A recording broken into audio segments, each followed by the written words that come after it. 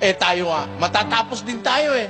Pero dapat bago tayo matapos, malaman muna natin kung anong dapat natin maging katapusan. Alam nyo, may katapusan kasi sa Biblia na dapat na katapusan. 12:13 ng Ecclesiastes, ganito po ang sinasabi, pakinggan nyo. Ito ang wakas ng bagay. Lahat ay narinig. Ikaw ay matakot sa Diyos at sundin mo ang kanyang mga utos sapagkat ito ang buong katungkulan ng tao. Tanyo, yung pala dapat nating maging katapusan eh.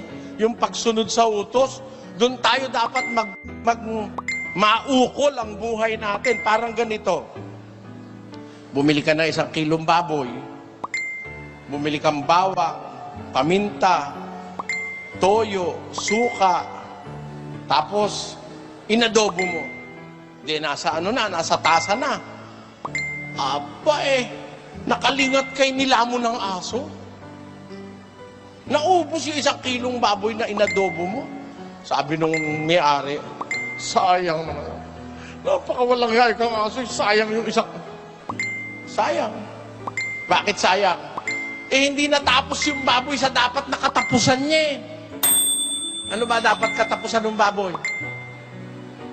Tama, hindi. Saan ang katapusan ng dara? Sa baboy. Di ba yun ang katapusan ng darak, mga kapatid? Oo. Saan ang katapusan ng kaning baboy? Sa baboy. Parang ganito. Nung araw, meron akong manok. Eh, wala kaming masyadong maipakain. Nagpupulong ako sa gwagwa. Ang pinakakain ko, yung mga pinagtinika namin ng galunggong,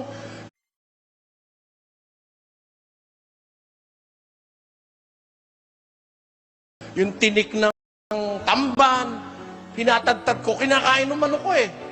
Sabi ko, tamo nga, nung minsan naglinis ako ng libro, daing ipis, hinabol nung aking manok. Ba, yung palaka ko, no? Ang ipis pala, pwedeng magpalaki sa manok, sabi ko.